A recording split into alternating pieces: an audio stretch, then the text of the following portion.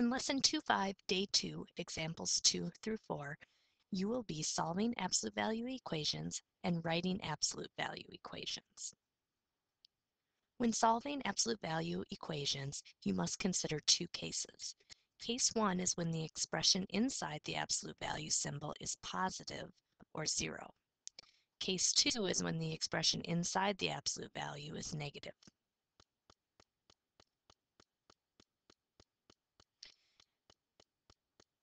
In our first example, we are going to solve the absolute value of f plus 5 is equal to 17.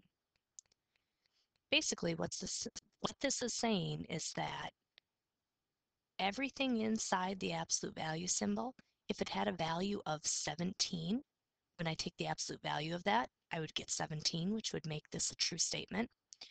Or if the stuff inside the absolute value symbols had a value of negative 17, it would also make a true statement because absolute value of negative 17 equals 17. So we're going to go ahead and solve the two equations, the two different cases. To get f by itself, instead of adding 5, you would subtract 5. So you end up with f equals 12 as one of your answers. And then for the other equation,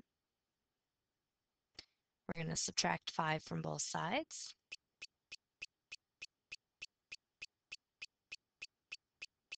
You'll end up with f equals, now negative 17, take away 5 more, or negative 17 plus a negative 5 is going to be a negative 22.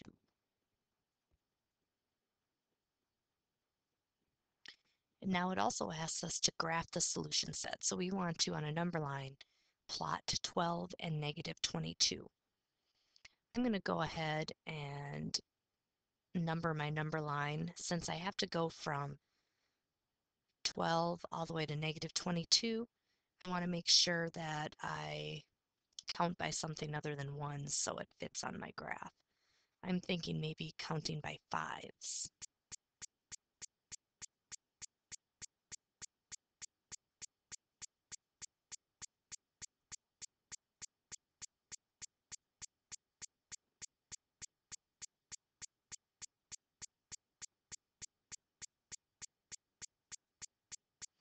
So now when I go to plot 12, that's going to be a little bit past the 10, but not quite halfway. Maybe about there. And then when I go to plot negative 22, it's going to be a little bit to the left of the negative 20 because it's between negative 20 and negative 25. So there's our solution set. You also will sometimes see the answers written like this.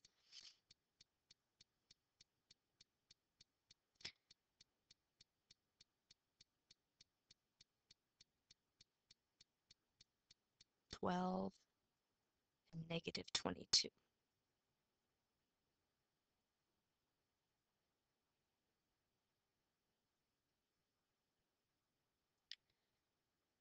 Now our next example, the absolute value of b minus 1 equals negative 3. This one's a little bit of a trick question because it doesn't matter what we put in for b. When we take the absolute value of a number, it is always going to be positive. And this right here is a negative 3. Since that's a negative 3, there isn't a thing we can put in here for b that when we take the absolute value, we end up with negative 3. So for this particular problem, we're going to say that there is no solution, or the empty set. So like a circle with a line through it. All right, you may want to pause the video and try the next two on your own.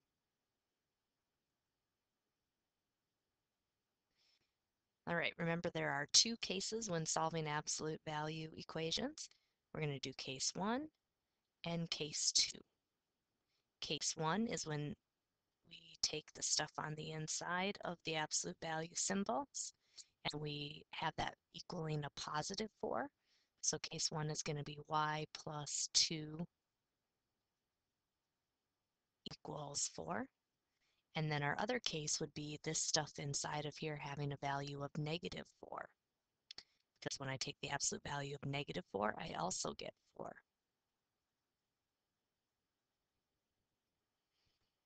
So for case 1, we're going to subtract 2 from both sides.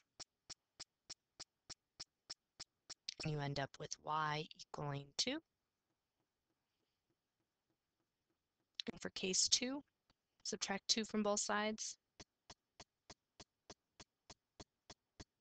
And you end up with y equaling negative 6, because negative 4 take away 2 more is negative 6, or negative 4 plus a negative 2 is negative 6. Now, if you were to be plotting these on a number line,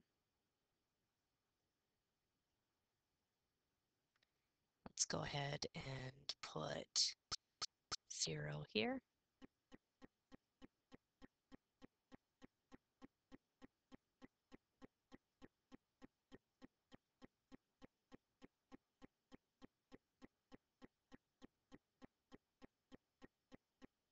Remember, when you number your number line, you need to have equal intervals.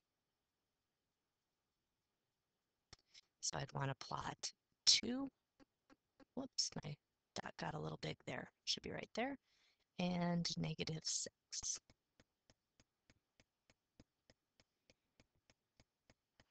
Now for the next example, we would want the stuff inside of here to have a value of, oh, bummer, look at that.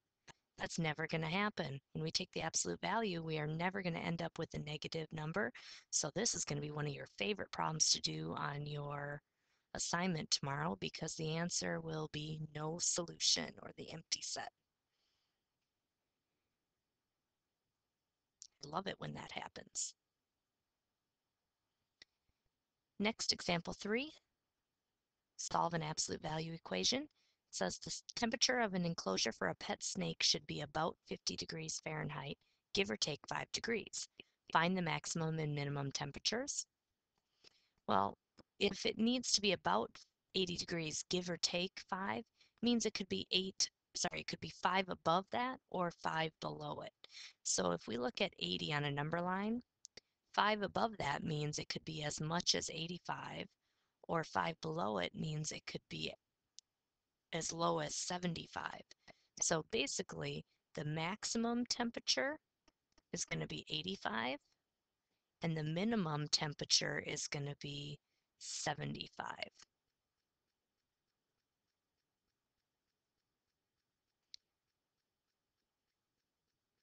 Our last type of example is where you're going to be given a graph and you have to come up with the equation. So if we're given this graph right here, what you're going to want to do first is figure out where the middle is, the midpoint between the 2 points. The midpoint is right here at 15. So notice we mark that here. And then we have to figure out how far above and how far below it can be. Well, it can be 4 above or 4 below. So when you go to write the equation, the number over here to the right of the equal sign is this number. It's the distance away. And then this number right here, it's always going to be x minus something, and that something is the midpoint, which in this case was 15. So in this example right down here, we want to first find the middle. The middle is right here at 22. So it's going to be the absolute value of x minus 22 is equal to, now that distance has to be either this much above or that much below. In this case, it's 1, 2, 3, 4, 5 above or 5 below. So the absolute value of x minus 22 is going to equal 5. Basically, it's going to have this set up where this number over here is the distance from the midpoint to the high value and from the midpoint to the low value.